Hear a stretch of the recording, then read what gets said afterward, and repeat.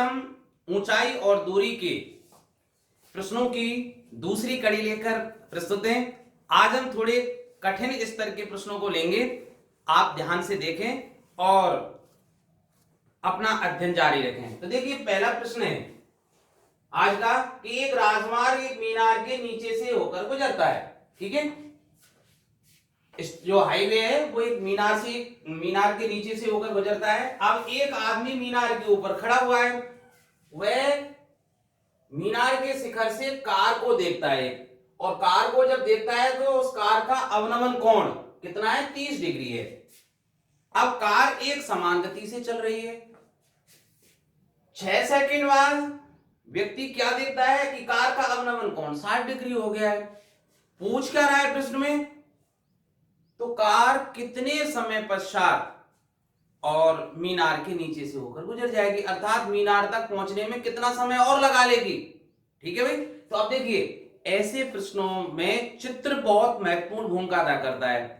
आप चित्र बनाने में थोड़ी सावधानी बरतें। हमेशा मीनार की ऊंचाई, पेड़ की ऊंचाई, पहाड़ी की ऊंचाई, वायुयान की सीधी ऊंचाई, ऊंचाई शब्द जहां आ जाए उसको लंबवत लेना है। ठीक है। इसी तरह पहाड़ी का ढलान, तार की लंबाई, सीढ़ी की लंबाई, जहां लंबाई शब्द आ जाए, ठीक है, या जैसे पतंग की डोरी की लंबाई, ये सब कर्ण के रूप में लेने हैं। ठीक है भाई। और जहां क्षैतिज शब्द आ जाए वो सब आधार के रूप में लेना है। तो अब मैं देखो एक क्या बनाता हूं, चित्र इसका प्रयास करता हूं। भाई ये कोई मीनार है, ठीक है, ये कोई मीनार है। थोड़ा सा एक टेढ़ा चित्र, हाँ इसको बिल्कुल, क्योंकि ये लंबवत बनानी पड़ती है। चलो एक मीनार बना रहा हूं, ये मीनार बना दी मैंने। अब यहां कोई व्यक्ति है। अब यहां व्यक्ति की लंबाई को आपको कंसीडर नहीं करना है। तो प्रश्न वाले ने क्या कर दिया है कि मीनार की ऊंचाई में ही वो व्यक्ति, तो हम मान के क्या चलेंगे कि व्यक्ति की आंख यहां है। ठीक है, और ये स्टेट हाईवे है भाई, जो इस तरह से गुजर रहा है मीनार के नीचे से होकर। ठीक है। अब यहां वो कार को देखता है इस जगह से, तो कार का जो अवनमन कोण है, अब आप जानते ही अवनमन कोण कैसे बनता है भाई। ये यहां व्यक्ति की आंख है, तो ये उसकी क्षैतिज रेखा होगी, तो ये कोण 30 डिग्री का बनना है। अब सीधी सी बात है, ये रेखा और ये रेखा समांतर रेखा है, तो ये कोण भी कितने का बनेगा? 30 डिग्री का।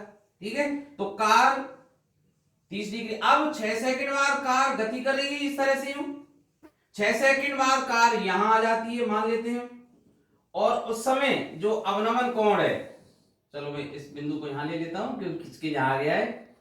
अब अवनमन कोण वो कितने का है? 60 डिग्री का। ठीक है, ये कोण 60 डिग्री का होगा, सीधी सी बात है। जब ये कोण 60 डिग्री का है तो ये एकांतर कोण हो जाएंगे, तो ये भी 60 का होगा। तो मैं मान लेता हूं, माना मीनार को ए बी नाम दे दिया मैंने, इस बिंदु को सी और इस बिंदु को डी। ठीक है। अब देखिए भाई कि पहली बार जब कार को देखता था तो बिंदु डी पर थी, 6 सेकंड बाद कार सी बिंदु पर आ जाती है। ठीक है, और अवनमन कोण 30 से 60 डिग्री में परिवर्तित हो जाता है। तो मुझे अब क्या निकालना है कि कार इस मीनार के नीचे से कितने समय में गुजर जाएगी, अर्थात इस बिंदु पर पहुंच जाएगी। ठीक है, इस बिंदु पर पहुंचते ही कार गुजर जाएगी आगे। तो अब मैं दूरी मान लेता हूं। ठीक है भाई, जैसे इस दूरी को मान लेता हूं मैं डी, चलो डी नाम दे देता हूं।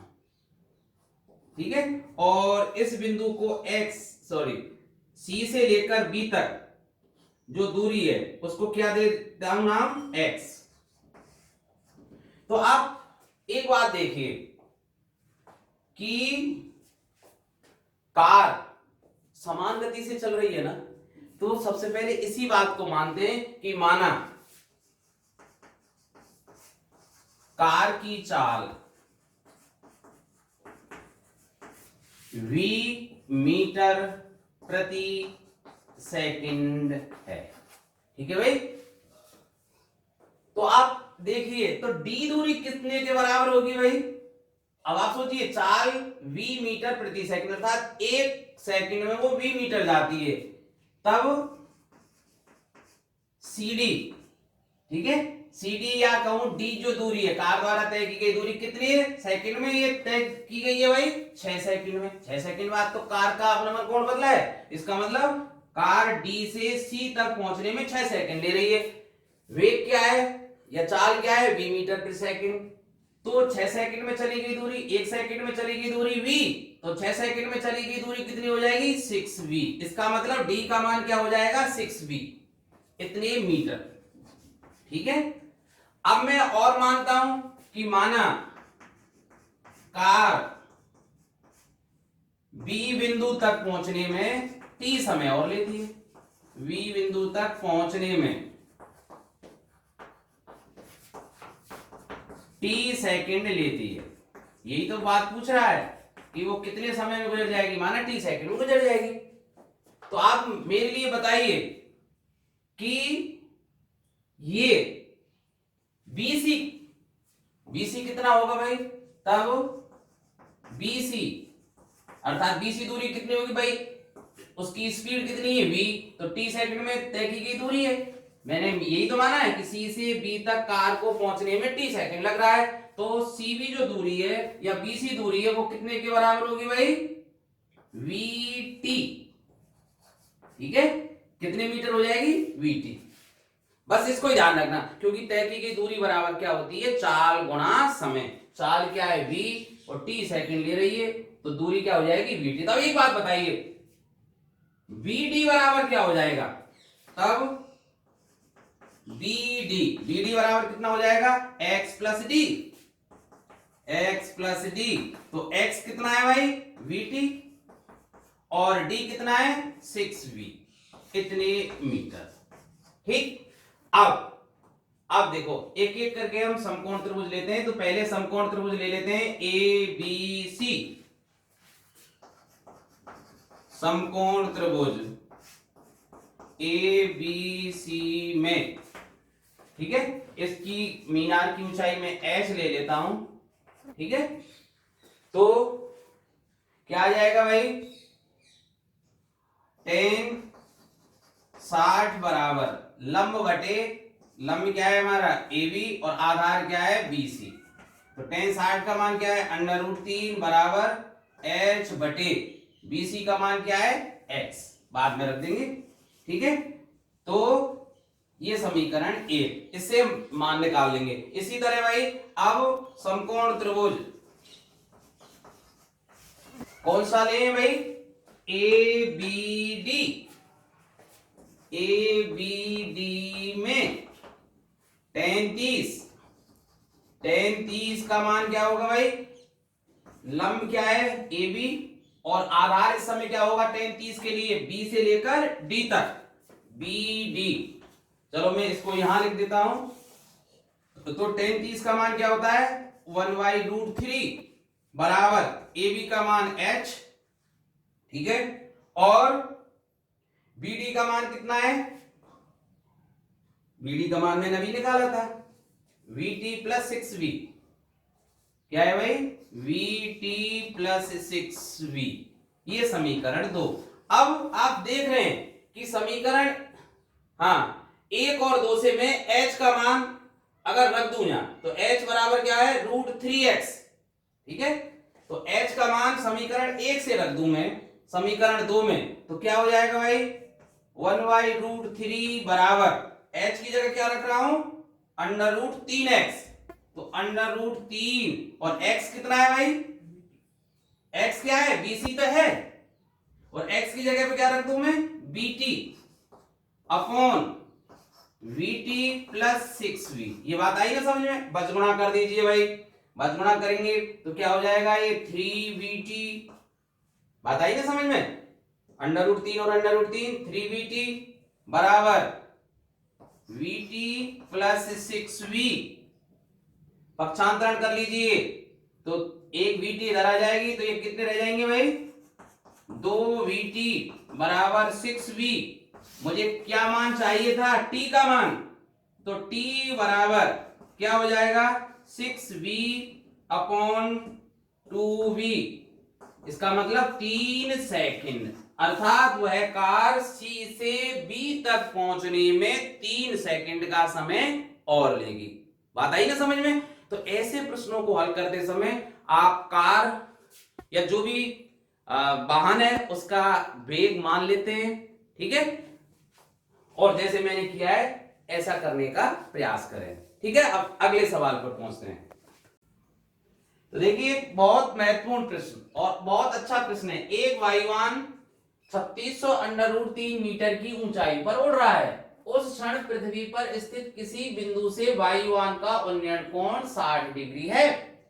30 सेकंड बाद उन्नयन कोण 30 डिग्री में परिवर्तित हो जाता है। तो वायुयान की चाल ज्ञात करनी है। अब देखो प्रश्न ये बहुत महत्वपूर्ण है, देखो ध्यान से देखो कि मान लेते हैं भाई, चलो मैं यहां ही चित्र बना देता हूं कि कोई वायुयान 3600 √3 मीटर की ऊंचाई पर उड़ रहा है। मान लेते हैं वायुयान यहां है, ठीक है, और वायुयान एरोप्लेन इसलिए ए से मान लेता हूं, और पृथ्वी पर कोई बिंदु है इस तरह से, यहां मान लेते हूं ये पृथ्वी पर स्थित कोई बिंदु है, इससे वायुयान का देखिए ये क्षैतिज रेखा में मान लेता हूं, ठीक है। तो वायुयान का उन्नयन कोण कितना बन रहा है 60 डिग्री। बात आई समझ में? देखिए यही तो है। और ये ऊंचाई इसी तरह लिखते हैं ना, ऊंचाई का मतलब लंबवत ऊंचाई, ये कितनी है भाई 3600 √3 मीटर। मीटर के लिए मैंने एम नहीं लिखा है, आप लिखा हुआ मान लें, ठीक है। उस क्षण पृथ्वी पर स्थित किसी बिंदु से वायुयान का उन्नयन कोण 60 डिग्री है। अब क्या कह रहा है प्रश्न में कि 30 सेकंड बाद उन्नयन कोण 30 डिग्री में परिवर्तित हो रहा है। तो 30 डिग्री में परिवर्तित हो रहा है, इसका मतलब वायुयान किधर जाएगा, इधर, और ऊंचाई इतनी ही रखेगा 36। इसका मतलब वायुयान की ऊंचाई में परिवर्तन नहीं हो रहा है। तो वायुयान इस तरह से चल रहा है, इस तरह से उड़ता हुआ मान लेते हैं इस जगह पे आ जाता है, ठीक है। तो वायुयान उड़ता हुआ ए से कहां आ गया, यहां आ गया ए डैश बिंदु पर, ठीक है। वही वायुयान है, इस तरह से मान लेते हैं वायुयान यहां उड़ रहा था, उड़ता हुआ और यहां आ जाता है 30 सेकंड बाद। तो इस समय इसका जो उन्नयन कोण है इस बिंदु से, ठीक है, वो कितना बन रहा है भाई 30 डिग्री का। बात आई ना समझ में? और अब ऊंचाई तो वही है, ये 3600 √3 मीटर ही रहेगी।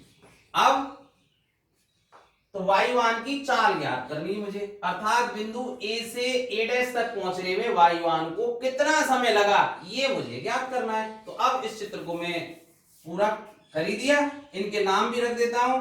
माना ये बिंदु बी है, ये बिंदु सी है, ये बिंदु डी है, ठीक है। तो सबसे पहले हम क्या लेते हैं कि समकोण त्रिभुज, देखिए इसमें लेते हैं समकोण त्रिभुज ए डैश डी बी। समकोण त्रिभुज ए डैश डी बी में सूत्र किसका लगेगा, टेन का। तो टेन थीटा बराबर, या टेन 30 सीधे लिख देता हूं क्योंकि उस समय ए डैश से कोण कितना बन रहा है 30 डिग्री का। तो टेन 30 बराबर लंब के रूप में एडी, ठीक है, और आधार को कितना है बीडी। तो टेन 30 का मान 1/√3 होता है, और एडी के रूप में क्या है 3600 √3 बटे बीडी। तो देखिए आप बस गुणा कर लीजिए, मैं आगे लिख देता हूं यहां। तो बीडी जो दूरी है बी से लेके डी तक वो कितनी आ जाएगी भाई 3600 √3 में 3 का √3 का गुणा करेंगे तो 3600 गुणा 3, 3600 गुणा 3 इतने मीटर आ गए भाई, ठीक है। इतना ही लिखे रहने दें, सॉल्व अगर करना चाहें तो 36 108 हो जाएगा, आप चाहें तो इतना ही लिखे रहने दें।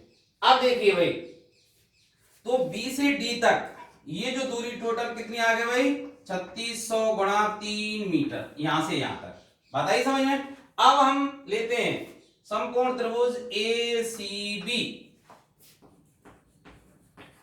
समकोण त्रिभुज ए सी बी में, ठीक है, कोण कितना है 60।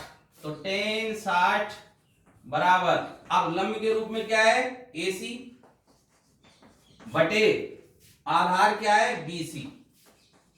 ठीक है, tan 60 का मान √3 AC।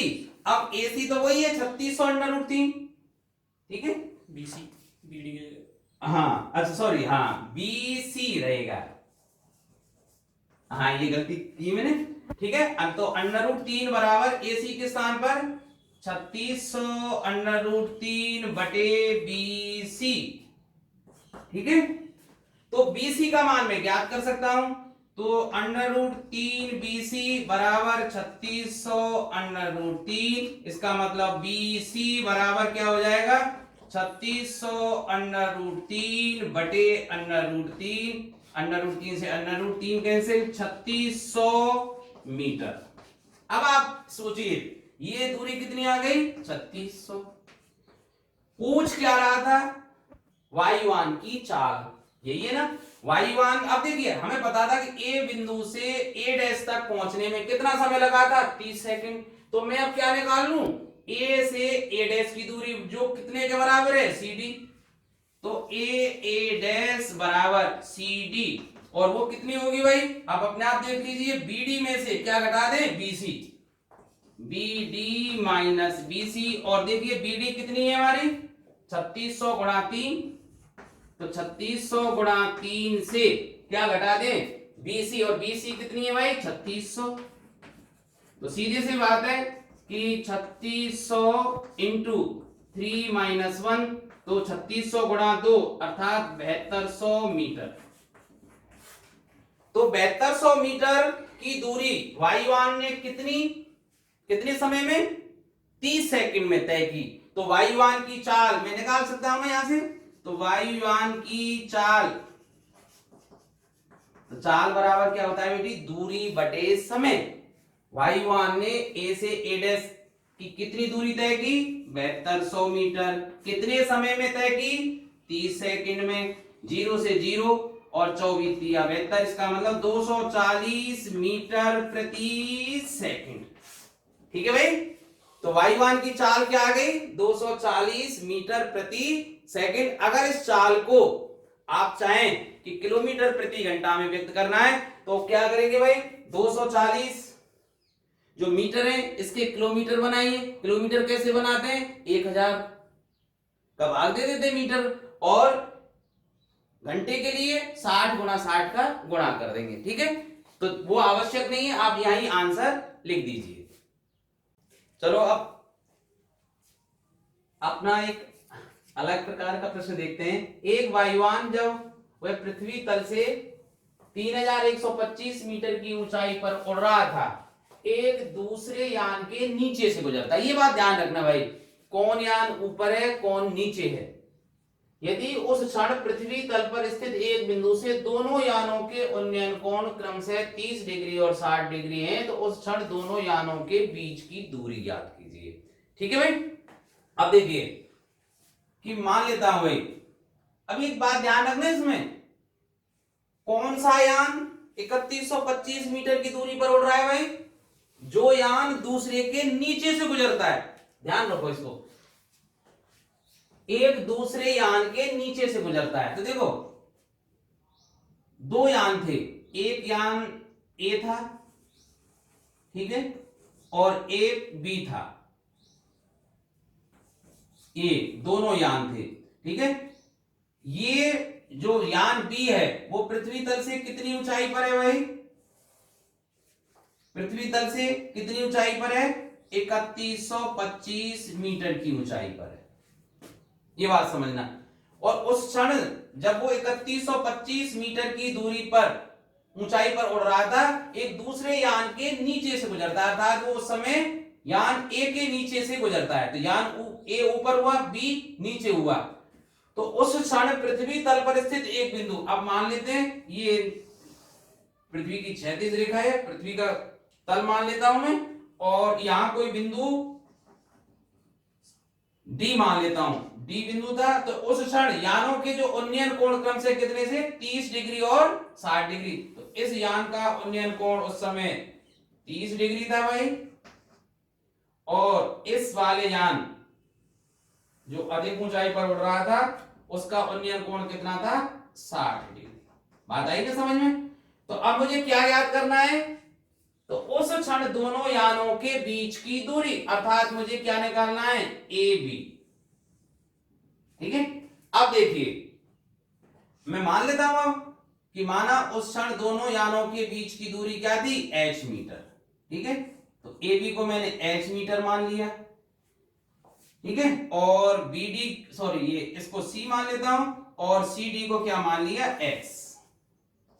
ठीक है, तो माना उस क्षण यान ए व बी के बीच की दूरी h मीटर थी। ठीक है, तथा ये भी मैं मान लेता हूं कि सी डी बराबर क्या है, x मीटर।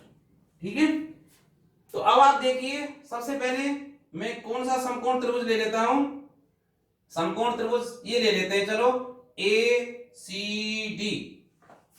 तो समकोण त्रिभुज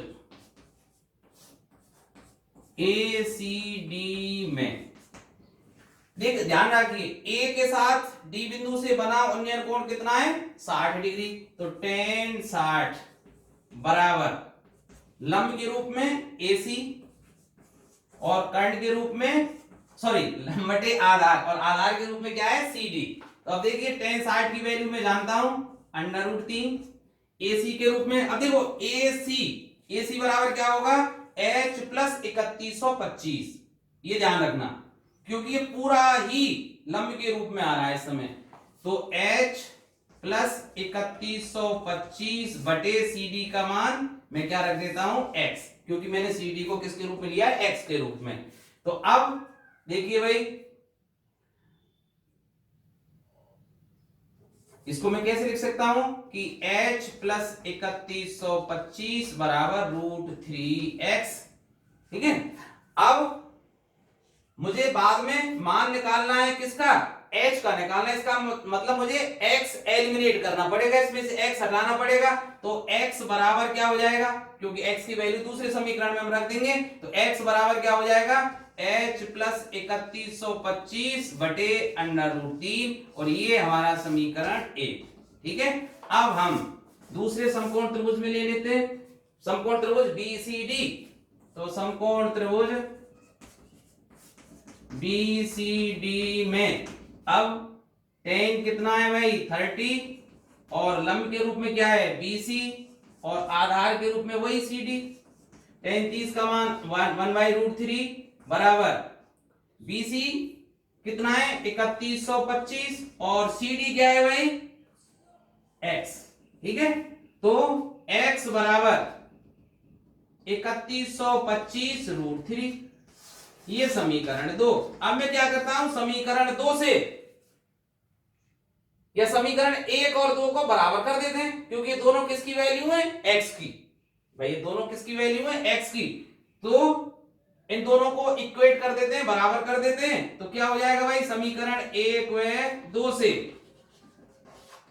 क्या कर सकते हैं हम कि h प्लस 3125 बटे √3 बराबर 3125√3। तो देखिए h प्लस 3125 बराबर 3125√3 का गुणा √3 से करेंगे तो 3125 गुणा 3 हो जाएगा। ठीक है, तो h बराबर क्या हो जाएगा, 3125 गुणा 3, और ये h इधर, ये सॉरी 3125 इधर जाएंगे तो माइनस के 3125 कॉमन ले लीजिए। इसका मतलब यहां से 3 माइनस 1, इसका मतलब 3125 गुणा 2, और ये हो जाएंगे 6250 मीटर। इसका मतलब उस समय दोनों यानों के बीच की दूरी कितनी थी, 6250 मीटर थी। बात आई ना समझ में। तो देखिए एक सड़क के दोनों ओर परस्पर विपरीत दिशा में दो खंबे स्थित हैं। प्रश्न को ध्यान से समझ लेना। पहले खंबे की ऊंचाई 108 मीटर है। इस खंबे के शीर्ष से दूसरे खंबे के शीर्ष और पाद के अवनमन कोण 30 डिग्री और 60 डिग्री है, तो दूसरे खंभे की ऊंचाई, तो अब देखो प्रश्न को आपने जैसे ही पढ़ा आपको पता लग गया ना कि पहला खंभा अधिक ऊंचाई का है, दूसरा खंभा कम ऊंचाई का। कैसे पता लगा? ये कह तो रहा है कि पहले खंभे के शीर्ष से दूसरे खंभे के शीर्ष और पाद के अवनमन कोण कब बनता है? जब हम किसी ऊंची सतह से नीची सतह की ओर देखते हैं। इसका मतलब 108 मीटर ऊंचाई जिस खंभे की है, ठीक है, उसके शीर्ष से देखने मुझे, इसका मतलब ये खंभा बड़ा है, दूसरा खंभा छोटा है। ठीक है भाई, तो अब मैं इसका चित्र बना देता हूं जैसे आपके लिए। ये दो खंभे हैं, ये खंभा 108 मीटर मैंने लंबाई का बना लिया भाई। ये सड़क है, ये सड़क हुई हमारी, और दूसरा खंभा यहां है भाई, ये दोनों विपरीत दिशा में। आगे इस खंभे का, चलो ये खंभा हो गया, इस खंभे को मैंने ए बी नाम दे दिया, इसको नाम दे दिया सी डी। अब प्रश्न क्या कह रहा है कि इस खंभे के शीर्ष से दूसरे खंभे के शीर्ष और पाद के अवनमन कोण, तो ये अर्थात इस यहां से देख रहे हैं, क्योंकि यहां से देख रहे हैं तो ये इसकी क्षैतिज रेखा हुई भाई, तो ये कोण शीर्ष का कितना है? 30 डिग्री का। तो अब मैं यहां क्षैतिज रेखा बनाऊं तो सीधी सी बात है ये कोण भी क्या होगा? 30 डिग्री का, क्योंकि ये क्या कैसे हो जाएंगे? एकांतर कोण। दूसरा कि इसी शीर्ष से दूसरे खंभे के पाद का मतलब फुट क्या है यहाँ? डी का जो अवनमन कोण है, ये जो अवनमन कोण है वो कितने का है? 60 डिग्री का। तो ये जो कोण है पूरा कितने का बनेगा भाई? 60 डिग्री का। तो ये कोण भी कितने का बन जाएगा? 60 डिग्री का।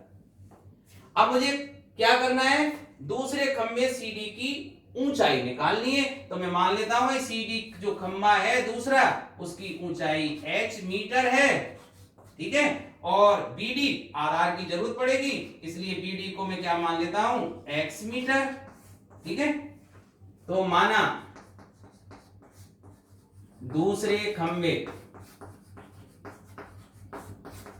सीडी की ऊंचाई h मीटर है तथा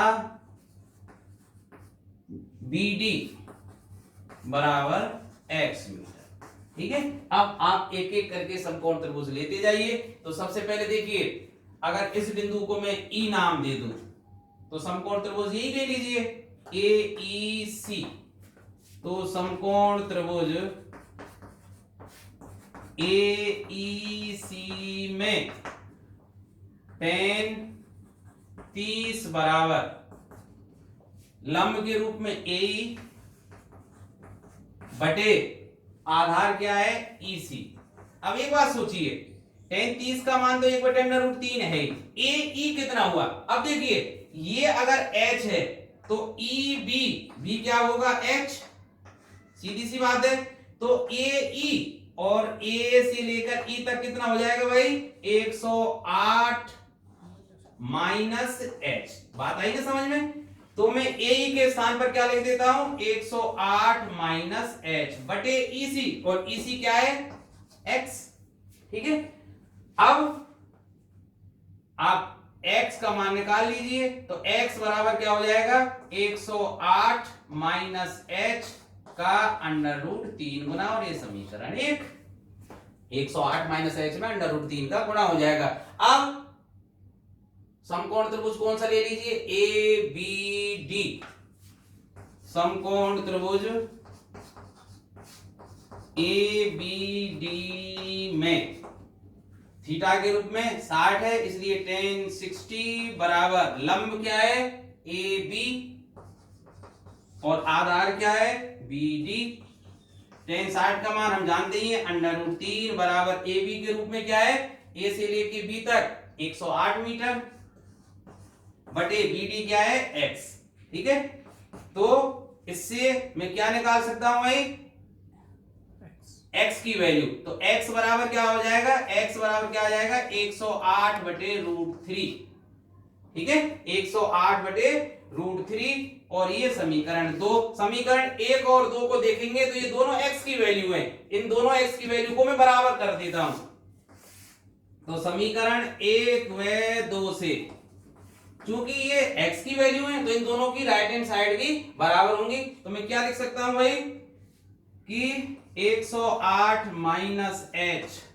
h/√3 बराबर क्या हो जाएगा 108/√3। तो आप सोचिए, अब बचगुणा करेंगे तो √3 का यहां √3 से गुणा होगा तो क्या हो जाएगा ये 3।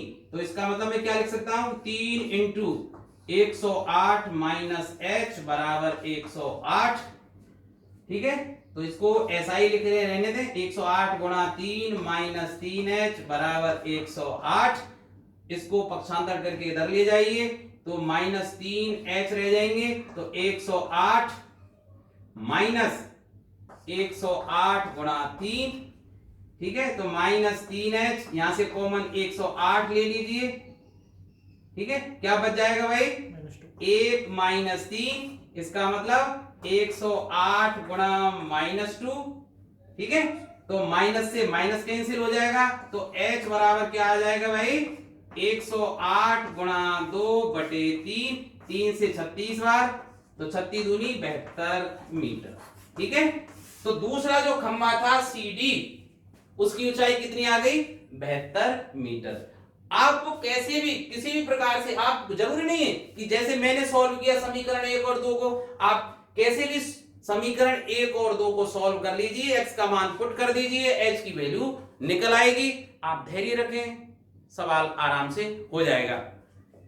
तो देखिए अगला प्रश्न, जब सूर्य का उन्नयन कोण 30 डिग्री से 45 डिग्री परिवर्तित होता है तो एक स्तंभ की छाया 20 मीटर कम हो जाती है, स्तंभ की ऊंचाई ज्ञात कीजिए। अब देखो हम जानते हैं जैसे जैसे सूर्य का उन्नयन कोण बढ़ता है, ठीक है, वैसे वैसे छाया कम होती जाती है, हम जानते हैं ना। और जब सूर्य लंबवत ऊपर बिल्कुल सीधे चमकता है तब छाया बिल्कुल न्यून होती है। तो अब देखिए मान लेता हूं ये कोई स्तंभ है AB, ये स्तंभ AB मैंने मान लिया भाई, और यहां सूर्य भगवान चमक रहे हैं। ठीक है, तो यहां से देखने पर ये इनकी क्या हो जाएगी क्षैतिज रेखा हो जाएगी, ये पृथ्वी है भाई, और इस स्तंभ की छाया इस पृथ्वी पर पड़ेगी। तो जब सूर्य का उन्नतांश कोण 30 डिग्री था तो छाया ये मान लेता हूं मैं BD। ठीक है भाई, तो ये कोण भी 30 डिग्री का हो जाएगा क्योंकि ये एकांतर कोण हो जाएंगे। अब जैसे ही सूर्य का उन्नयन कोण या उन्नतांश कोण कितना हो जाता है 45 डिग्री, अर्थात ये कोण बढ़ा 45 डिग्री का हुआ, ये 45। ठीक है, एक्चुअल में तो ये बनता है 45, तो ये 45 का हुआ तो छाया 20 मीटर कम हो जाती। इसका मतलब पहले अगर छाया ये थी x थी, ठीक है, तो अब जो छाया रह गई इसको C मान लेता हूं, वो कितनी हो जाएगी x - 20। ठीक है, 20 मीटर कम हो जाती है। इसका मतलब ये भी कह सकते हैं कि ये क्या है 20 है, ये 20 है। ठीक है, तो अब आप कैसे भी मान सकते हैं, ऐसा भी कर सकते थे हम कि BD को x मान लेते और BC को क्या मान लेते y, तो x - y बराबर क्या रखना पड़ता हमें 20, क्योंकि पहले छाया BD थी अब छाया BC है और पहले की तुलना में कितनी है 20 मीटर कम है। तो अब दो समकोण त्रिभुज बने हमारे पास। तो माना हमें निकालना क्या है स्तंभ की ऊंचाई, और स्तंभ की ऊंचाई क्या मान लेता हूं मैं h मीटर। ठीक है भाई, तो माना स्तंभ AB की ऊंचाई h मीटर है। ठीक है, तो ऐसे प्रश्नों में हमेशा हमें दो समीकरण बनाने पड़ते हैं और दो समकोण त्रिभुज लेने पड़ते हैं। तो पहले मैं ले लेता हूं, कोई सा एक ले लीजिए, चलो इसको ले लेते हैं। समकोण त्रिभुज ABC में, समकोण त्रिभुज ABC में देखिए tan 45, और tan 45 का मान क्या होता है लंब बटे आधार, और लंब क्या है ए बी और आधार क्या है बी सी। तो tan 45 का मान हम जानते हैं 1 होता है, और ए बी हमने स्तंभ की ऊंचाई h ली है, और बी सी कितनी है x माइनस 20। इसका मतलब h कितने के बराबर होगा x माइनस 20 के। आप चिंता ना करें, इधर हम इसको x ले लेते, इसको y ले लेते, चलो x h बराबर y हो जाता, तब बाद में हमें क्या रखना पड़ता है x माइनस वाई बराबर 20 रखना पड़ता, बात एक ही है। अब समकोण त्रिभुज ए बी और डी में अब थीटा के रूप में क्या है 30, तो tan 30 बराबर लंब वही ए बी, लेकिन अब जो छाया है वो बी डी है, तो आधार बी डी माना जाएगा। tan 30 का मान हम जानते हैं 1/√3, ए बी के रूप में वही h, ठीक है, और बी डी को मैंने क्या ले लिया है x, ठीक है। तो बच गुणा कर दीजिए, √3h बराबर क्या है x, ठीक है। अब देखिए मुझे वैल्यू किसकी निकालनी है h की, तो इसका मतलब x का मान मुझे समीकरण 1 में रखना पड़ेगा, तो x बराबर ये है ही समीकरण 2, तो x का मान कहां रख दूं मैं समीकरण 1 में रखने पर रख दीजिए, तो h बराबर x की जगह क्या रख दूं भाई √3h माइनस 20, ठीक है भाई।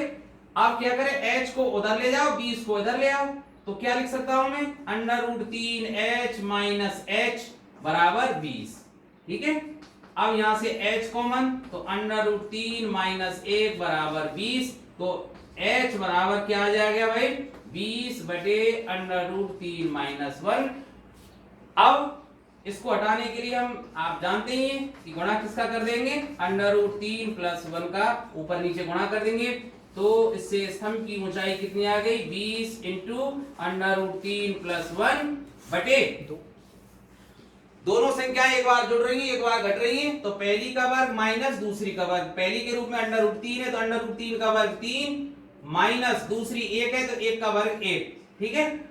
अब 20 से ये कितने बच जाएंगे 2, तो 10 बार कट जाएगा, तो आंसर कितना आ गया 10 इंटू √3 प्लस 1। और अगर पूरा निकालना चाहें तो h बराबर में क्या लिख सकता हूं 10 इंटू √3 की जगह 1.732 प्लस 1 है, तो h बराबर क्या हो जाएगा 10 गुणा 2.732, तो ये कितना हो जाएगा 27.32 मीटर, ठीक है। ये क्या आ गई स्तंभ की ऊंचाई। तो देखिए यदि लाइट हाउस की चोटी से दो जहाजों के अवनमन कोण 45 और 30 डिग्री के हैं तथा दोनों जहाज एक दूसरे से 200 मीटर की दूरी पर हों, तो लाइट हाउस की ऊंचाई हमें निकालनी है। तो देखिए यहां कोई लाइट हाउस है भाई, प्रकाश गृह कह सकते हैं उसको, ये लाइट हाउस है, यहां लाइट चमक रही है, यहां कोई प्रेक्षक है, ठीक है।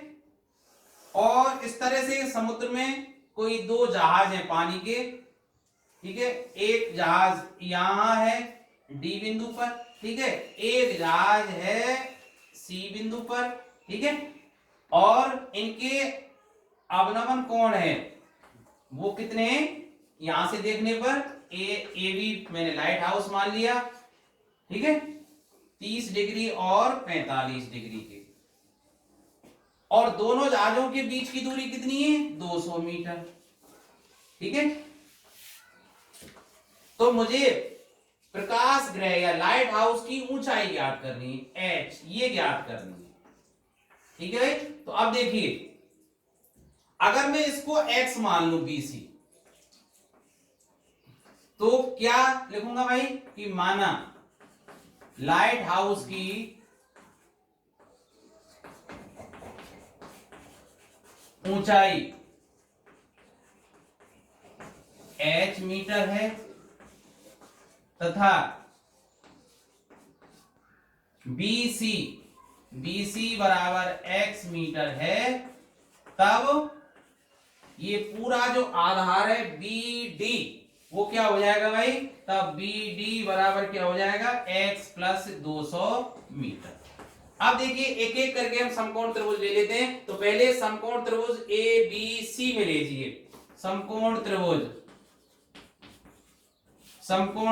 ए बी सी में, ठीक है। क्या होगा, मान क्या है, देखिए लंब है और आधार है, और लंब और आधार का अनुपात किसमें होता है, टेन में। तो सीधी सी बात है, मैं क्या लिखूं, टेन, और थीटा के रूप में क्या है 45। तो टेन 45 बराबर लंब ए बी और आधार क्या है बी सी। अब टेन 45 का मान 1 डिग्री बराबर ये एच और ये क्या है बी सी, एक्स मान लिया मैंने। इसका मतलब एच बराबर क्या है एक्स, एक्स और एच बराबर है, ये समीकरण 1। अब समकोण त्रिभुज कौन सा, ए बी डी में मैं क्या ले सकता हूं, टेन 30, और टेन 30 बराबर क्या होगा, लंब ए बी और आधार क्या है बी डी, ठीक है। तो अब यहां देखिए टेन 30 का मान 1/√3 बराबर ए बी के स्थान पर क्या रखूं, h बटे, और बी डी, बी से लेके डी तक कितनी है, x प्लस 200। इसका मतलब √3h बराबर x प्लस 2 से। अब मैं क्या करूंगा, क्योंकि मुझे केवल लाइट हाउस की ऊंचाई ज्ञात करनी है, ऐसे ही ना। अब लाइट हाउस की ऊंचाई निकालनी, इसका मतलब x से मुझे कोई मतलब नहीं है, और जब x से कोई मतलब नहीं है तो x को हटा दीजिए। और x को कैसे हटाऊं, समीकरण 1 से, क्योंकि x और h बराबर हैं, तो x के स्थान पर क्या रख दूं मैं, h। तो समीकरण 1 से x का मान रखने पर क्या रख दूंगा भाई, √3h बराबर h प्लस 200, पक्षांतरण कर लाइए, √3h माइनस h बराबर 200। तो h √3 माइनस 1 बराबर 200, तो h बराबर 200 बटे √3 माइनस 1। पूरा सॉल्व करने के लिए √3 प्लस 1 का ऊपर नीचे गुणा कर दीजिए, तो h बराबर आ जाएगा 100 इंटू 100, सॉरी √3 प्लस 1 बटे, अब √3 प्लस 1 और √3 माइनस 1 तो आप जानते ही, पहली का वर्ग माइनस दूसरी का वर्ग, अर्थात 3 का वर्ग, √3 का वर्ग 3 आ जाएगा, माइनस 1, और 2 से ये कितने बच जाएंगे, 2, 100 बार कट जाएंगे भाई, ठीक है। 2 से ये 200 कितनी बार कट जाएंगे, 100 बार। तो आंसर आ गया आपका 100 गुणा √3 प्लस 1, ठीक है। तो h बराबर, अब पूरा सॉल्व कर दीजिए, ये कितना है हमारे पास 100, √3 का मान 1.732 प्लस 1, तो 100 इंटू 2.732, और 100 का गुणा करेंगे तो ये यहाँ आ जाएगा दशमलव, तो 273.2 मीटर। तो लाइट हाउस की ऊंचाई कितनी आ जाएगी भाई, 273.2 मीटर। तो देखिए प्रश्न है आपके सामने, एक सीढ़ी ऊर्ध्वाधर दीवार के सहारे इस प्रकार टिकी है कि इसका नीचे का सिरा क्षैतिज भूमि पर दीवार से 3 मीटर दूर है। यदि सीढ़ी भूमि के साथ 60 डिग्री का कोण बनाए तो सीढ़ी दीवार पर कितनी ऊंचाई तक पहुंचती है, सीढ़ी की लंबाई भी ज्ञात करना है। तो देखिए हम सब जानते हैं कि जैसे ये कोई दीवार है भाई, ठीक है, और ये जमीन या भूमि कहें इसको। अब जो सीढ़ी रखी जाती है, चित्र बनाना ही बहुत महत्वपूर्ण है। तो देखो हमेशा ध्यान रखें, तार की लंबाई निकालें, पतंग की जो डोरी होती है उसकी लंबाई हो, सीढ़ी की लंबाई हो, ये और या पहाड़ी का ढलान हो, ये सभी क्या होते हैं, समकोण त्रिभुज के कर्ण माने जाते हैं, क्योंकि ऊंचाई और दूरी के जो सभी सवाल है समकोण त्रिभुज पर आधारित हैं। त्रिकोणमिति और त्रिकोणमिति पूरी समकोण त्रिभुज पर आधारित है। तो ये दीवार है, दीवार लंबवत होती है भाई, जमीन के साथ बिल्कुल 90 डिग्री का कोण बनाते हुए खड़ी रहती है। तो अब कोई सीढ़ी है वो इस तरह से रखी हुई है, ठीक है भाई, ये सीढ़ी मान लेता हूं मैं, ये सीढ़ी रखी हुई है, चलो मैं सीढ़ी बना देता हूं, ये सीढ़ी रखी हुई है दीवार के सहारे, ठीक है। दीवार का नामकरण ए भी कर देता हूं और सीढ़ी का नामकरण AC कर देता हूं, ठीक है। और वो किस तरह से रखी है भाई कि इसका नीचे का सिरा, सीढ़ी का नीचे का सिरा क्या है, C, क्षैतिज भूमि पर, ये क्षैतिज भूमि है, ये दीवार से 3 मीटर दूर है, दीवार यहाँ है और ये इसका सिरा C यहाँ है, तो ये दूरी कितनी है, 3 मीटर की दूरी है भाई, इस तरह से रखी हुई है यहां तक, ठीक है भाई। और ये सीढ़ी भूमि से कितने डिग्री का कोण बना रही है, 60 डिग्री का कोण बना रही है। अब देखिए पूछ क्या रहा है, सीढ़ी की लंबाई, तो मुझे सबसे पहले सीढ़ी की लंबाई भी चाहिए, इसको मैं क्या मान लेता हूं, x, ठीक है। और क्या चाहिए, कितनी दीवार पर कितनी ऊंचाई तक पहुंचती है, इसका मतलब मुझे दीवार की ऊंचाई भी चाहिए, तो दीवार की ऊंचाई में क्या मान लेता हूं, h मीटर, ठीक है। तो माना दीवार की ऊंचाई जहां तक सीढ़ी पहुंच रही है, ठीक है भाई, और AB थी, उसको क्या मान लेता हूं मैं, h मीटर, तथा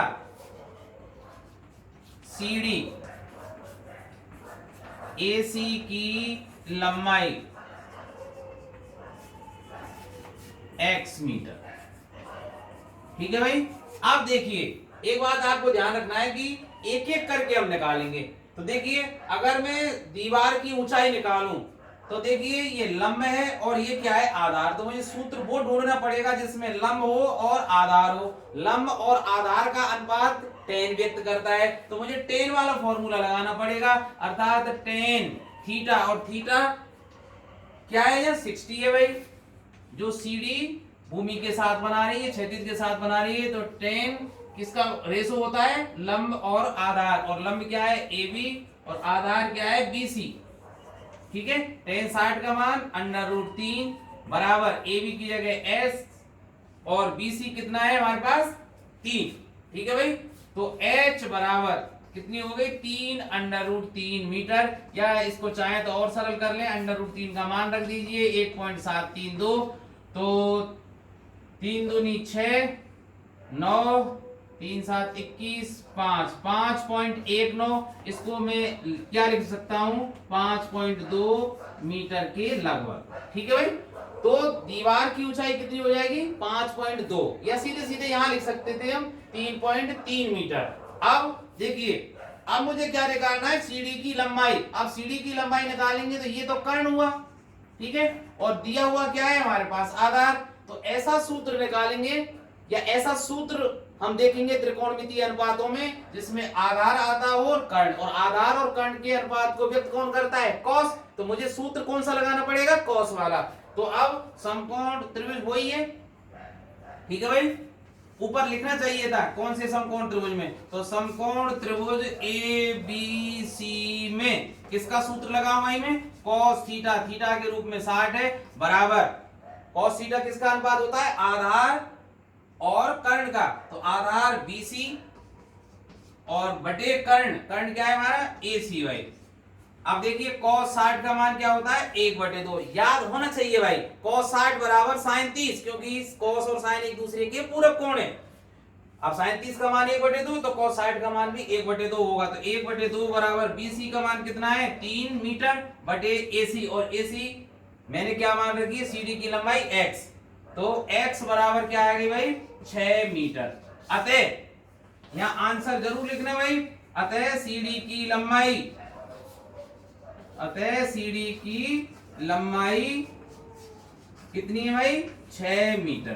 तो ये हमारा प्रश्न हुआ। ऐसे प्रश्नों में आपको क्या ध्यान रखना है कि प्रश्न को ध्यान से पढ़कर सही चित्र बनाएं, और उस चित्र में भाई आधार के रूप में क्या आएगा, लंब के रूप में क्या आएगा, और कर्ण के रूप में क्या आएगा। मैं एक बार फिर रिपीट कर दूं कि जहां ऊंचाई शब्द आ जाए वहां अधिकतर केसों में वो लंबवत ऊंचाई की बात करता है, अर्थात लंब लेना है समकोण त्रिभुज का, और जहां केवल लंबाई बात हो तो वो अधिकतर कर्ण होती है, क्योंकि पतंग की डोरी की लंबाई, तार की लंबाई, पहाड़ी के चढ़ने में ढलान की लंबाई, ठीक है, सीढ़ी की लंबाई, ये सब कर्ण ली जाती हैं, और जहां क्षैतिज दूरी बात करें तो वो आधार लिया जाता है। बस यही बात आपको ध्यान रखनी है। देखिए एक प्रश्न आपके सामने, किसी अपूर्ण मीनार के आधार से 120 मीटर दूर स्थित किसी बिंदु से मीनार के शिखर का उन्नयन कोण 30 डिग्री है। मीनार को और कितना ऊंचा बनाया जाए जिससे उसी स्थान पर उसका उन्नयन कोण 60 डिग्री हो जाए। अब देखिए, ये कोई अपूर्ण मीनार है भाई मेरे पास, जैसे यहां बना लेता हूं, चलो ये कोई मीनार है इस समय, अपूर्ण मीनार, ठीक है। और आगे क्या कह रहा है कि मीनार का आधार, इस समय जो मीनार है, ठीक है, उसको मैं ए भी मान लेता हूं, तो इसके आधार बी से 120 मीटर दूर कोई बिंदु है सी, जहां से मीनार के शिखर का जो उन्नयन कोण है वो कितने का है भाई, 30 डिग्री का है।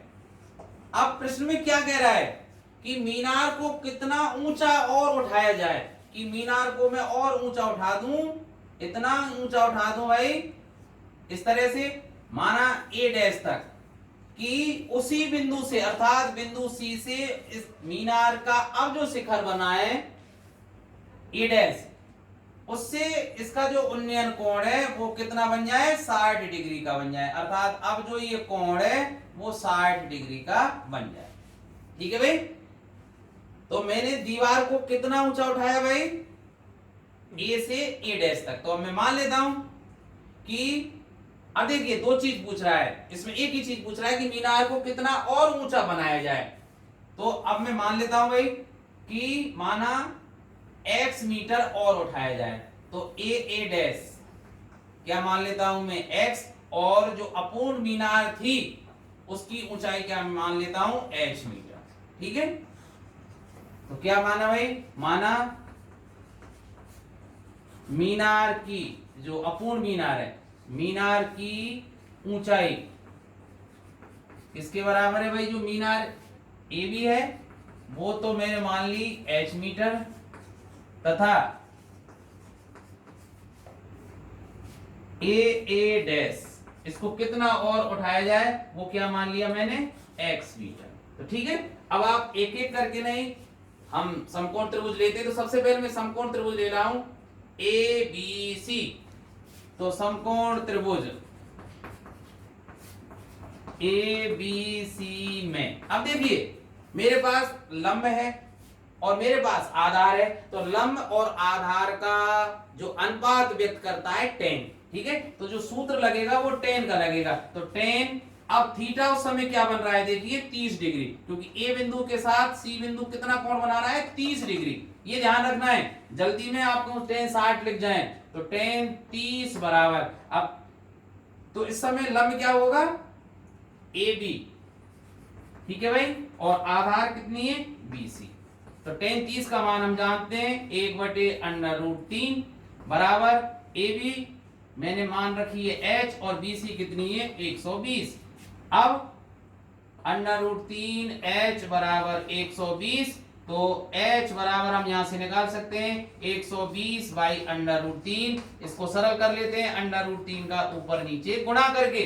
तो देखिए 120 √3 बटे √3 और 3 कितने हो जाते हैं 3, ठीक है, 3 से 120 40 बार कट जाएगा, तो 40 √3 मीटर। तो मैंने h का मान निकाल लिया, इसका मतलब पहली बार जो अपूर्ण मीनार थी उसकी ऊंचाई कितनी थी, 40 √3। अब प्रश्न में ये नहीं पूछ रहा है कि पहले वाली मीनार की ऊंचाई क्या है, वो पूछ रहा है कि मीनार को कितना और ऊंचा उठाया जाए, तो पूछ रहा है ए डैश। तो अब मुझे लेना पड़ेगा समकोण त्रिभुज ए डैश बी सी। तो अब समकोण त्रिभुज ए डैश बी सी में, तो देखिए सूत्र किसका लगेगा, वही लंब है और आधार है, तो tan का ही लगेगा। तो tan इस समय जो कोण बन रहा है वो 60 डिग्री का है, तो tan 60 बराबर लंब क्या है ए डैश बी, ए डैश से बी तक, और आधार वही बी सी। ठीक है भाई, tan 60 का मान क्या होता है, √3 बराबर ए डैश बी कितना है भाई, अब देखिए ए डैश बराबर क्या है h प्लस एक्स बटे बी सी कितना है 120। इस बात को मैं यहां लिख देता हूं भाई, ठीक है। देखिए बजगुणा करेंगे तो h प्लस एक्स, तो h प्लस एक्स बराबर क्या होगा 120 अंडर रूट 3 और h का मान मैं यहां से ज्ञात कर चुका हूं। h का मान क्या था 40 अंडर रूट 3, तो h का मान समीकरण एक जिसको मैं मान लेता हूं तो h का मान 40 अंडर रूट 3 रखने पर तो 40 अंडर रूट 3 प्लस x बराबर 120 अंडर रूट 3। तो मुझे वैल्यू चाहिए x की, तो x बराबर क्या हो जाएगा 120 under root 3 minus 40 under root 3, तो x बराबर हो जाएगा क्या हो जाएगा भाई 80 अंडर रूट 3। इसको और सरल करना चाहें तो 80 गुणा 1.732 और इसका गुणा करेंगे तो देखिए 0, 8 दूनी 16, 8 तीय 24 और 1 25, 8 7 56 और 2 58 और 8 एकन 8 और 5 13, 138.56 मीटर और बढ़ाया जाए। ठीक है भाई, अर्थात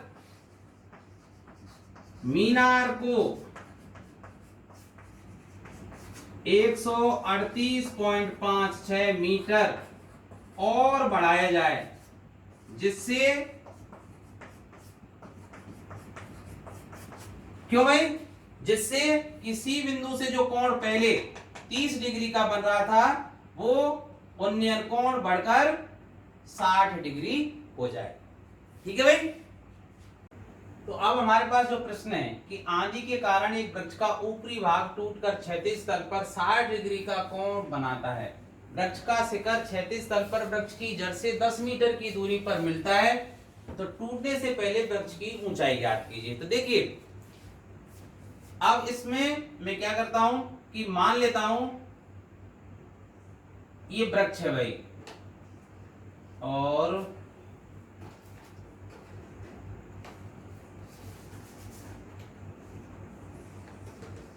ये वृक्ष है और इस टूटने से पहले जो वृक्ष था ए सी मान लेता हूं पूरा वृक्ष। ठीक है, अब आंधी जैसे ही चली, अब देखो ध्यान से समझने से, आंधी जैसे ही चली बी बिंदु से ये वृक्ष टूट गया यहां से। अब देखो आंधी इधर से आ रही है बी बिंदु से ये टूटा और टूटता भी बिल्कुल अलग नहीं होता है, तो ये हिस्सा झुक के नहीं, ये कहां जाता है ग्राउंड से स्पर्श करता है, ये जमीन है भाई।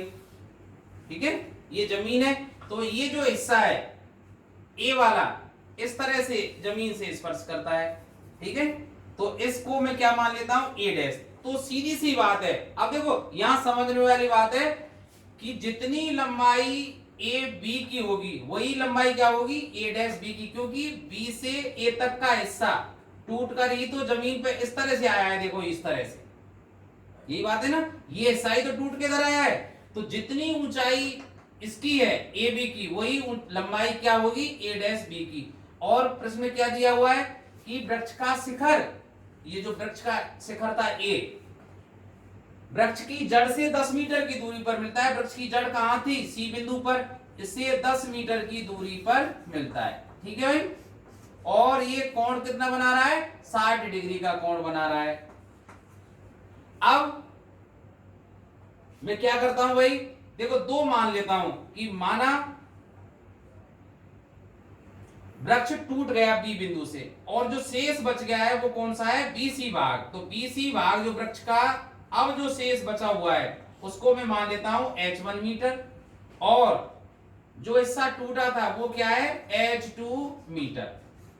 ठीक है, टूटा कौन सा हिस्सा था ए से लेके बी तक। अब सीधी सी बात आप देखिए, अगर ये h2 है तो ए डैश बी भी क्या होगा h2 मीटर ही होगा। सीधी सी बात है, होगा कि नहीं होगा। तो अब मैं मान लेता हूं कि माना वृक्ष एसी बी बिंदु से टूटता है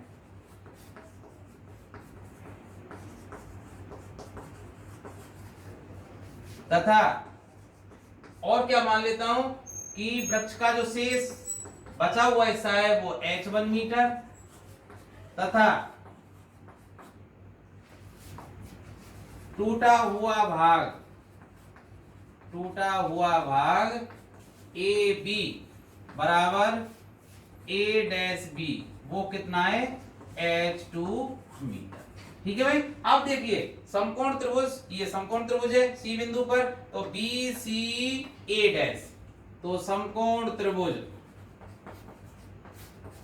बी सी ए डैश में देखिए सबसे पहले मैं H1 निकाल लेता हूं फिर H2। तो देखो अगर H1 निकालना चाहते हैं तो ये लंब हो जाएगा, ये है आधार। तो सीधी सी बात है, फॉर्मूला किसका लगाना पड़ेगा, टेन का, क्योंकि लंब और आधार का अनुपात टेन ही व्यक्त करता है। तो टेन 60 डिग्री बराबर लंब के रूप में BC है और आधार के रूप में A डैश C है। तो टेन 60 का मान √3 होता है, BC का मान H1 है और A डैश C कितना है 10 मीटर। तो H1 बराबर आ गया 10 √3 मीटर। ठीक है भाई, H1 का मान क्या आ गया 10 √3 मीटर, अर्थात जो वृक्ष का बचा हुआ हिस्सा है अब तो वो कितना है 10 √3 मीटर। अब समकोण त्रिभुज इसी समकोण त्रिभुज में अब मैं क्या करता हूं H2 ज्ञात करना चाहता हूं। अब H2 क्या है भाई, कर्ण, और दिया हुआ क्या है आधार। तो आधार और कर्ण का अनुपात कौन सा त्रिकोणमितीय अनुपात व्यक्त करता है, कॉस। ठीक है, तो फॉर्मूला किसका लगाना पड़ेगा, कॉस। तो कॉस थीटा के रूप में क्या है 60। तो कॉस 60 बराबर क्या होता है आधार क्या है A डैश B बटे कर्ण क्या है A डैश B, सॉरी आधार क्या था A डैश C, आधार बटे कर्ण, और कर्ण क्या है A डैश B। तो cos 60 का मान हम जानते हैं 1/2 ना, बराबर A डैश C कितना है 10 मीटर बटे ये क्या है H2। तो इससे H2 का मान निकाल लिया हमने। तो H2 बराबर बचगुणा करेंगे तो 10 दूनी 20 मीटर, अर्थात जो टूटा था आंधी के कारण वो कितना हिस्सा टूटा था 20 मीटर। तो प्रश्न क्या पूछ रहा है कि टूटने से पहले वृक्ष की लंबाई, अतः आंधी आने से पहले या टूटने से पहले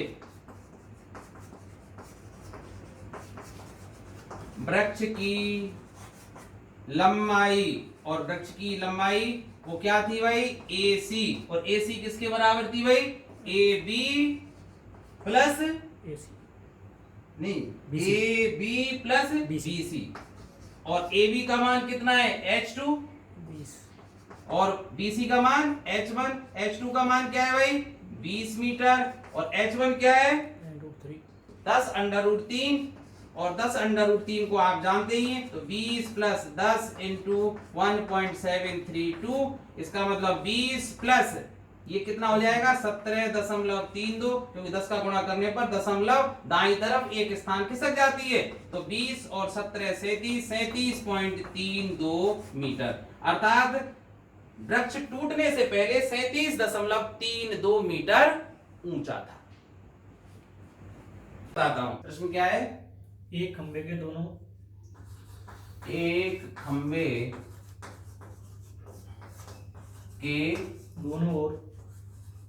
दोनों ओर आधार पर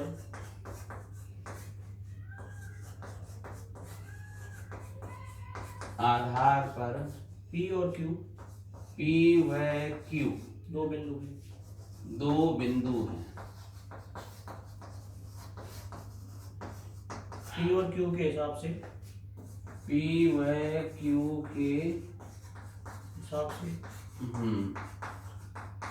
खंबे के शीर्ष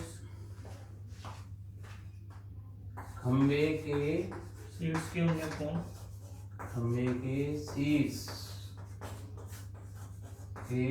उन्नत कोण क्रमशः 60 डिग्री और 30 डिग्री है। P और Q के हिसाब से खंबे के शीर्ष के उन्नयन कोण क्रमशः 60 डिग्री एंड 30 डिग्री 60 डिग्री व 30 डिग्री है, तथा उनके बीच की दूरी 84 इंटू √3 मीटर है। तथा उनके बीच की दूरी 84 इंटू √3 मीटर है। इतने मीटर है। हाँ, खंबे की ऊंचाई क्या होगी, तो खंबे की ऊंचाई पूछा है।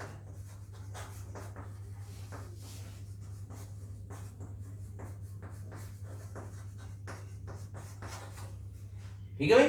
तो आप प्रश्न ध्यान से पढ़ लें कि एक खंभा है, ठीक है, कोई खंभा है, उसके दोनों ओर आधार पर P और Q दो बिंदु हैं।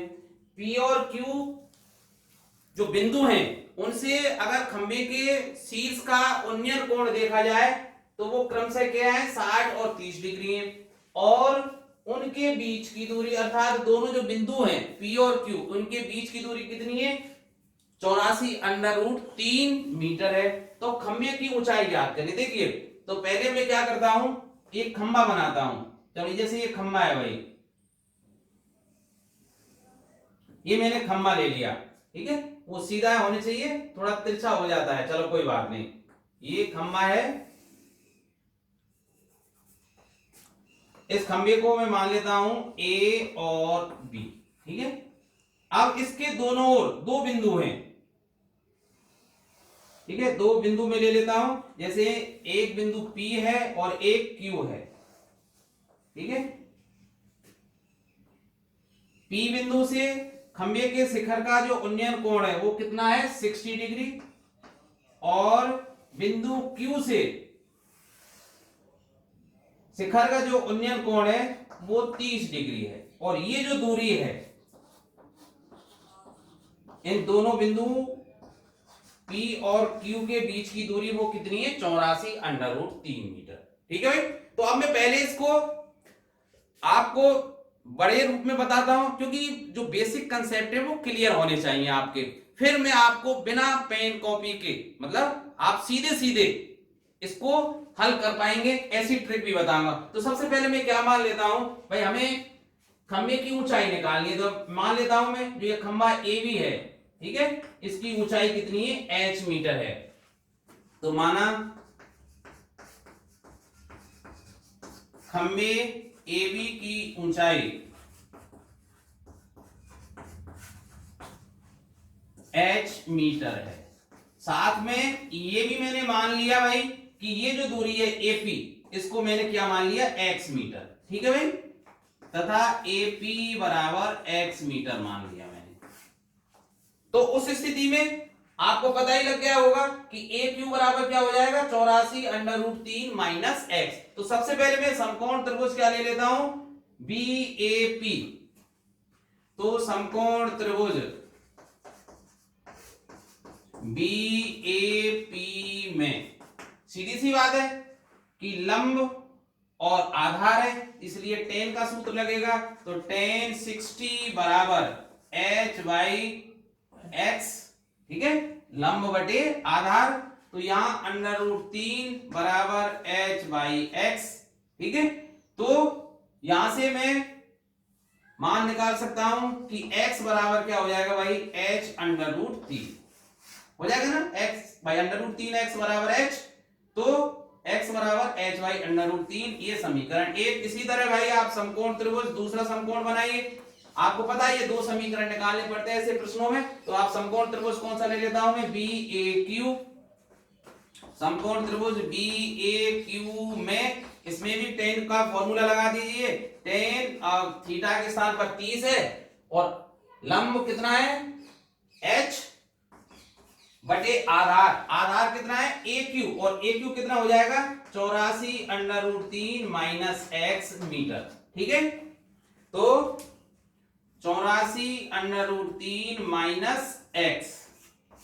अब हम जानते हैं कि tan 30 की वैल्यू 1/√3, तो बराबर H अपॉन 84√3 माइनस X। बचगुणा कर दीजिए भाई, बचगुणा करेंगे हम तो √3H बराबर क्या हो जाएगा, 84√3 माइनस X। अब X की वैल्यू कहां से रख दूं मैं, समीकरण 1 से। X का मान समीकरण 1 से रखने पर तो रख दीजिए भाई कि √3H बराबर 84√3 माइनस H बटे √3। अब √3 का अगर प्रत्येक पद में गुणा करें या इसका एलसीएम लें √3, तो ये कितना हो जाएगा भाई, 3H, क्योंकि √3 और √3 3H बराबर इसमें क्या हो जाएगा, ये 84 गुणा 3 और माइनस H, ठीक है, क्योंकि ये √3 से √3 कैंसिल हो जाएगा। H को इधर ले आएंगे तो ये 4H हो जाएंगे, तो 4H बराबर 84 इंटू रूट 3, तो h बराबर क्या हो जाएगा 84 गुणा 3/4, इसका मतलब 21, 21 63 मीटर। ठीक है, तो आपका जो खम्मा था, अतः खंबे की ऊंचाई, खंबे की ऊंचाई क्या हो गई 63 मीटर। अब एक बात आ गया ना बात समझ में। अब देखिए भाई, इसको ये तो विस्तृत रूप में जैसे आपको परीक्षा में लिखना है, बोर्ड परीक्षा में लिखना है, ये तो वो तरीका हुआ। अब अगर कंपटीशन में एक बात बता दूं, आपका एसएससी का हो या कोई अन्य परीक्षा हो, ऊंचाई और दूरी से जो प्रश्न आते हैं बहुत सरल आते हैं, कठिन नहीं आते। आप बिल्कुल घबराए नहीं और आसानी से ऐसे प्रश्नों को, ये भी आया हुआ प्रश्न है 2017 में। ठीक है, तो अब मैं चलो इसको बताता हूं आपको। देखिए भाई, अभी थोड़ी देर पहले मैं बात कर रहा था, क्या बात कर रहा था भाई, आप ध्यान दीजिए। मैंने एक चीज आपके लिए बताई थी कि जैसे ये समकोण त्रिभुज हो, ठीक है, ये 90 है ही, अगर ये कोण कितना है 30 है, तो ये कितना हो जाता है 60। ए बी सी इसका मैं नाम ले देता हूं। और अभी मैंने बताया था कि tan 30 का सूत्र लगा के लिख दीजिए 1√3, क्योंकि tan 30 का मान 1/, कितना होता है भाई tan 30। अच्छा ऐसे लिख देते हैं, tan 30 बराबर लंब बटे आधार, तो लंब कितना है हमारा 1 और आधार कितना हो जाएगा √3। ये इकाई में कोई भी यूनिट हो सकती है, ठीक है, उनका केवल क्या है ये अनुपात। तो सीधी सी बात है, करंट कितना हो जाता है, सॉरी √2 नहीं 2। अब देखिए भाई कि अगर 60 डिग्री के कोण ना, ये 60 डिग्री का है, इसके सामने की भुजा कितनी होती है √3 अनुपात में, और 30 डिग्री के वाली सामने की भुजा क्या होती है 1 अनुपात। देखिए अगर ये 60 डिग्री का एंगल है तो सीधी सी बात है ये कितने का हुआ होगा 30। मनी मन में आप जब अभ्यास कर लेंगे तो ये मनी मन में सॉल्व हो जाता है, तो सीधी सी बात है। अब देखना अगर 30 डिग्री, अब देखो ना 30 डिग्री वाली 1 यूनिट लेते हैं, तो अगर ये 1 यूनिट है, ध्यान से देखना, अगर ये 1 यूनिट है, ठीक है, तो सीधी सी बात है कि 60 वाले की सामने भुजा ये हुई, तो ये 60 वाले की कितनी होगी √3 यूनिट। ठीक है, ये अनुपात है, √3 मीटर या वैसा नहीं है, ये अनुपात है। अब देखो भाई,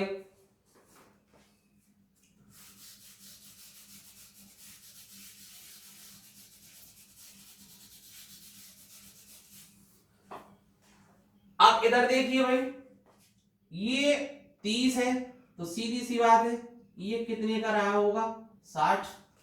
ठीक है, तो 30, अब देखना ये 30 है ना, ये 30 के सामने की भुजा जब कितनी है √3।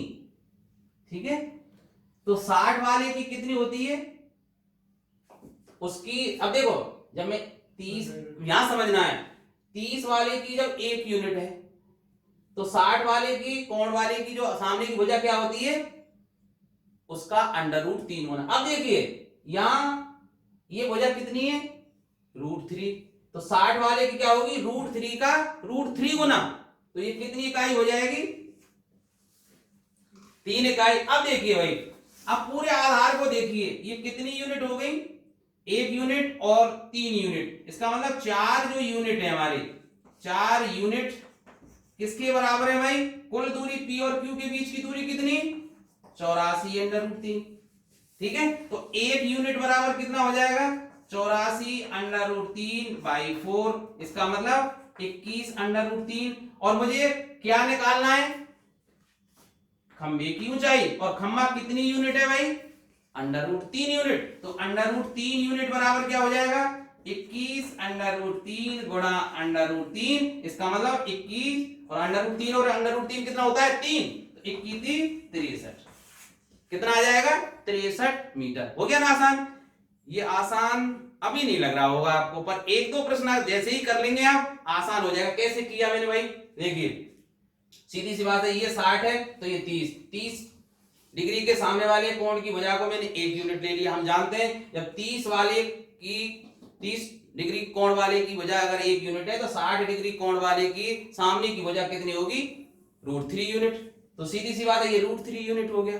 अब देखिए हम जानते हैं कि जब 30 वाले की √3 है तो 60 डिग्री कोण वाले की सामने की भुजा उस भुजा का √3 गुना होती है, तो √3 गुना करेंगे √3 का तो क्या हो जाएगा 3 यूनिट। तो ये टोटल जो बेस है अर्थात P और Q के बीच की दूरी कितनी यूनिट हो गई, 4 यूनिट। और 4 यूनिट को उसने प्रश्न में क्या दे रखा था, 84 √3, तो 1 यूनिट बराबर आ जाएगी 21 √3। और मुझे चाहिए इसकी ऊंचाई, खंभे की ऊंचाई, और खंभे की ऊंचाई कितनी है √3 यूनिट। तो √3 यूनिट बराबर क्या हो जाएगा 21 √3 गुणा √3 बराबर 63। ठीक है, अब अगला प्रश्न लेते हैं भैया। तो इसमें देखिए प्रश्न देखिए कि दो टावर P और Q हैं जिनकी ऊंचाई बिल्कुल अलग अलग है, सेम ऊंचाई के नहीं है, क्योंकि मैंने एक सवाल पहले आपको बताया था वो उनकी ऊंचाई बिल्कुल समान थी। उनके बीच में टावर P और Q है, बिल्कुल उनके मध्य में कोई बिंदु है जिससे इन दोनों टावरों के शीर्ष के जो उन्नयन कोण है वो 30 डिग्री और 60 डिग्री है। तो हमें क्या निकालना है यहाँ कि P और Q जो टावर है उनका क्या लेना है, अनुपात लेना है। ठीक है भाई, तो देखिए अब मैं इसका चित्र बनाता हूं। चित्र बनाना बहुत महत्वपूर्ण होता है भाई। जैसे ये यहां कोई टावर है, देखिए ये जो पहला टावर है इसका जो फुट या बॉटम कह सकते हैं या पाद कह सकते हैं वो P है। ठीक है, और ये क्या है, दूसरा जो टावर है, चलो इसको मैं बड़ा ले लेता हूं, और इसका जो फुट है वो Q है। अब इस जो दोनों टावरों के मध्य में कोई बिंदु बिल्कुल बीच में मिडिल में लेना है भाई हमें, ये बिल्कुल मध्य में लेना है। मध्य में ले लिया ना, एक का उन्नयन कोण इसके साथ ये 30 डिग्री है। ठीक है, और इसके साथ दूसरे टावर के साथ इसका जो उन्नयन कोण है वो 60 डिग्री है। इस बिंदु को मैं A ले लेता हूं। ठीक है, और ये इसको PB और इसको चलो ये मान लेते हैं। अब हमें निकालना क्या है कि P और Q, ठीक है, ये जो टावर है PB इसकी और इसकी ऊंचाई का मुझे अनुपात निकालना है। ठीक है, एक्चुअल में क्या है, P और Q से तात्पर्य क्या है कि P बॉटम वाला टावर और Q बॉटम वाला टावर, अर्थात जिसका एक टावर जिसका पाद P है और Q दूसरे वाले टावर का पाद मतलब फुट उसका। ठीक है, अब ऐसे सवालों को हल करने के लिए अब देखिए एक बात सोचिए, ये बिल्कुल मध्य में है, इसका मतलब अगर ये x है, कौन सी PA, तो सीधी सी बात है AQB क्या होगा, x होगा। ठीक है, और इसकी ऊंचाई मैं h1 मान लेता हूं और इसकी ऊंचाई क्या मान लेता हूं, h2। ठीक है, ये दूरी यहां से लेके और ये h2 हो जाएगी, ये h1 हो जाएगी। ठीक है, तो मैं अब मान लेता हूं भाई कि माना दोनों टावरों की ऊंचाई क्रमशः, दोनों टावरों की ऊंचाई क्रमशः h1 व h2 मीटर है। ठीक है, h1 और h2 मीटर है। अब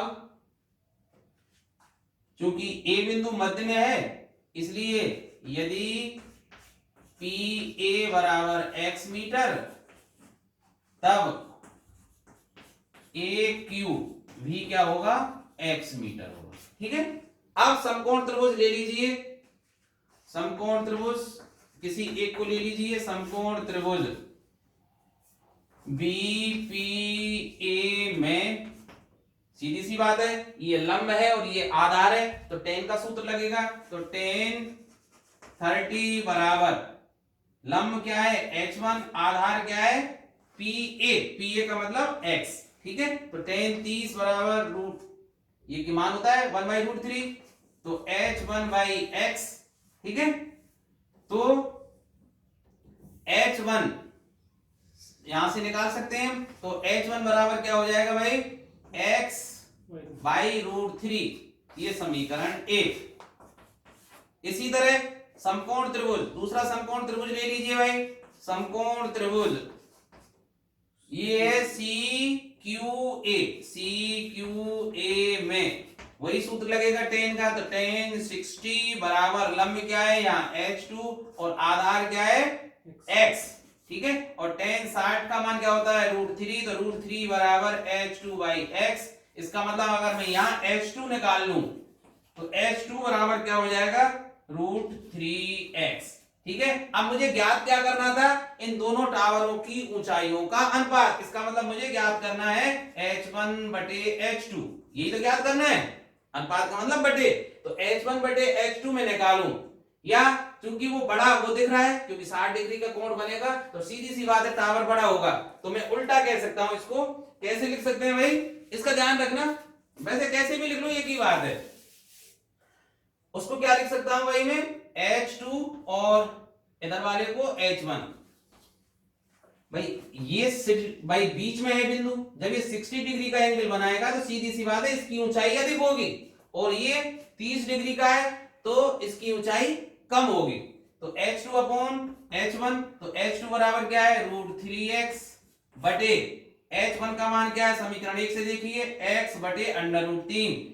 तो x और बटे √3 कहां चला जाएगा, ऊपर x से x कट जाएगा, तो h2/h1 अर्थात इनकी ऊंचाइयों का अनुपात कितना आ जाएगा √3 3, ठीक है। तो आंसर क्या आएगा भाई इसमें 3:1। ये तो हुई बड़ी विधि, ठीक है। ये कौन सी विधि हुई बड़ी। आप छोटी विधि कैसे, कि शॉर्ट में इसको कैसे करें, तो देखिए भाई इसमें छोटी विधि में आपको कुछ भी लिखने की जरूरत नहीं है, कुछ भी मत लिखो आप, और बिना केवल दिमाग की कैलकुलेशन से आप कर सकते हो। और ये तभी हो पाएंगे जब आप इन प्रश्नों को अधिक से अधिक हल करने का प्रयास करेंगे, ठीक है। बात याद वही रहनी चाहिए जो मैं अभी बताया था। एक दो बार आप लिखकर याद कर ले इस तरह से कि ये एंगल अगर 30 है, ये एंगल 60 का हुआ, क्योंकि ये तो 90 डिग्री का है ही, ठीक है। और tan 30 का फॉर्मूला लगा लीजिए, tan 30 बराबर क्या होता है 1/√3। इसका मतलब लंब 1 का है, √3 का होगा, और ये कर्ण 2 इकाई का हो जाएगा। तो देखिए कैसे याद रखते हैं, याद है ना, कि वैसे भी देखो ये 30 डिग्री का एंगल है, तो इसके सामने की भुजा 1 यूनिट में हो तो 60 वाला ज्यादा होता है, ठीक है, 30 से 60 ज्यादा होता है, तो इसका जो अनुपात भी है वो कितना आएगा √3, ठीक है। तो अब देखिए ये 30 डिग्री का है, तो सीधी सी बात है ये कितने का होगा भाई 60 डिग्री का। अब देखिए कि अगर ये 30 डिग्री का ये है ना, तो 1 यूनिट लूं, इसके सामने की वजह ये होगी, तो 60 डिग्री वाली की सामने की वजह ये होगी, तो ये कितना हो जाएगा √3, ठीक है। अब एक बात सोचिए, आगे की बात समझ में, जब ये ए बिंदु क्या है पी क्यू के मध्य में, अब सोचिए इस बात को, जब AP √3 है तो ये भी ए क्यू भी क्या होगा √3 होगा, सीधी सी बात है ना। अब एक बात सोचिए, जब ये 60 डिग्री का है तो ये कितने का होगा 30। अब देखिए 30 डिग्री के कोण के सामने की जो भुजा है वो कितनी है √3 इकाई, तो सीधी सी बात है 60 डिग्री के कोण के सामने की भुजा क्या होगी, इसका √3 गुना, और इसका √3 गुना क्या होगा 3, हो गया ना। तो अब इनकी ऊंचाइयों का अनुपात निकालिए ना, ऊंचाइयों का अनुपात कितना आ गया 3:1, है ना इजी, आ गया ना आंसर। तो आप बिना पेन कॉपी का प्रयोग किए बहुत आसानी से सेकंडों में ऊंचाई और दूरी के सवाल हल कर सकते हो, ठीक है। तो अब चलते हैं हम दूसरे सवाल पर। इस प्रश्न को ध्यान से देखिए कि 100 मीटर ऊंची एक मीनार है, ठीक है, उसकी चोटी और उसके आधार से एक चट्टान की चोटी के उन्नयन कोण क्रमशः 30 डिग्री और 45 डिग्री है। तो मैं यहां देखिए, तो सबसे पहले हम क्या है क्षैतिज रेखा बना लेते हैं भाई, इस तरह से एक क्षैतिज रेखा हो गई है, आप इसको जमीन मान सकते हैं, ये हमारी जमीन है भाई, पृथ्वी है। तो यहां एक, अब देखिए ये बन गई ना, तो अब यहां एक कोई मीनार है 100 मीटर ऊंची, इस जगह एक मीनार है भाई 100 मीटर ऊंची, बिल्कुल सीधी बनाएंगे आप, और मैंने इस मीनार को मान लिया ए और बी, ठीक है भाई। अब यहां इस मीनार से कुछ दूरी पर कोई चट्टान है, अब उसकी ऊंचाई मुझे पता नहीं कितनी है, जो हमें ज्ञात करनी है, ठीक है, ये है। अब वो प्रश्न क्या कह रहा है कि इस मीनार के शीर्ष और आधार, देखो ये मीनार का शीर्ष हुआ ए, और इसका जो फुट कहें, बॉटम कहें, पाद कहें या आधार कहें, वो क्या है बी। इनसे जो चट्टान के जो शीर्ष है, ये चट्टान का शीर्ष हुआ, इस चट्टान को क्या मान लेता हूं मैं, सी और डी। चलो, तो चट्टान का शीर्ष क्या हुआ, सी, तो इसके उन्नयन कोण, यहां अगर प्रेक्षक है मीनार के शीर्ष पर, तो ये जो, ठीक है, इसको सी यहां मान लेते हैं, ठीक है, तो ये जो कोण है वो कितने का है, 30 डिग्री का। तो देखिए अब कोण तो ऐसे बनेगा भाई, ठीक है, तो ये कोण है 30 डिग्री का। और अगर बॉटम पर अगर प्रेक्षक को लाया जाए, तो जो ये कोण है बनने वाला, ये कितने का हो जाता है, 60 डिग्री का, ठीक है। तो ऐसा हमारा ये जो चित्र बनेगा भाई, ये चित्र है हमारे पास। अब मुझे निकालना है, क्या निकालना है, चट्टान की ऊंचाई। तो चट्टान की ऊंचाई निकालनी है, उससे पहले एक बात देखिए, मीनार की जो ऊंचाई वो कितनी दी हुई है हमारे लिए, 100 मीटर, ठीक है। तो सीधी सी बात है, जब ये 100 मीटर है तो ये भी क्या होगी, 100 मीटर, ठीक है। और इसको मैं क्या, अगर चट्टान की पूरी ऊंचाई को मैं क्या मान लूं, h मीटर मान लूं, यहां से यहां तक, तो सीधी सी बात है, अगर ये बिंदु क्या हो, E हो, तो CE कितना हो जाएगा, h माइनस 100 मीटर, ठीक है। ये सवाल की जो रूपरेखा हुई भाई। अब मैं मान लेता हूं कि माना चट्टान, एंगल चेंज 45 डिग्री, हाँ सॉरी, ये मुझे ध्यान नहीं रहा, ये एंगल क्या था, फुट से 60 नहीं था, क्योंकि 60 ज्यादातर प्रश्नों में आता है, इसलिए इस एंगल को 60 में लिख गया था गलती से, ये सवाल भी गलत हो जाता क्योंकि एंगल पर ही निर्भर करता है, ये 45 था भाई, ठीक है। तो माना चट्टान सीडी की ऊंचाई h मीटर है, तब CE बराबर क्या हो जाएगा, h माइनस 100 मीटर, ठीक है। अब समकोण त्रिभुज, ठीक है, दोनों समकोण त्रिभुजों को 1 बाय 1 करके आपको लेना है। चलो इसको ही ले लेते हैं, ठीक है। समकोण त्रिभुज कौन सा ले लेते हैं, CDB। CDB में सूत्र वही tan का लगेगा, tan 45 बराबर लंब, लंब का है ये है भाई, और ये कितना ले लिया है मैंने, h बटे BD, ठीक है। तो tan 45 का मान कितना होता है, 1, तो 1 बराबर h अपॉन BD, इसका मतलब h और BD हमारे दोनों कैसे हैं, बराबर, और ये समीकरण 1 आ गया, ठीक है। मैंने पहले ही बताया था कि 45 में ये 45 है, तो ये 45, चलो मैं शॉर्ट में बाद में बताऊंगा इसको। तो ये BD भी कितनी आ गई भाई, h के बराबर आ गई। अब दूसरा समकोण ले लेते हैं, समकोण त्रिभुज कौन सा लेते हैं, अब ये लेना पड़ेगा AEC। AEC में tan 30, और tan 30 का मान क्या होगा भाई, लंब। अब लंब के रूप में क्या है, CE, CE अपॉन, और आधार क्या है, AE,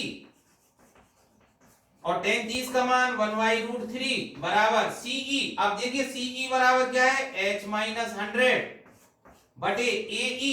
AE किसके बराबर होगा भाई, AE बराबर होगा BD के, ठीक है, क्योंकि ये आयत बन रहा है, तो ये BD। आप देखिए यहां इसको सरल कीजिए, तो सरल करेंगे तो क्या हो जाएगा, h माइनस 100 का गुणा अंडर रूट 3 से और बराबर BD, और BD से आप देखिए समीकरण 1 से देखेंगे तो BD का मान किसके बराबर है भाई, h के, तो h माइनस 100 इंटू √3 बराबर h, ठीक है। तो ये क्या हो जाएगा भाई, अंडर √3h, और ये h इधर से इधर को आ जाएगा तो माइनस बराबर ये 100 अंडर √3 इधर आ जाएंगे, ठीक है भाई।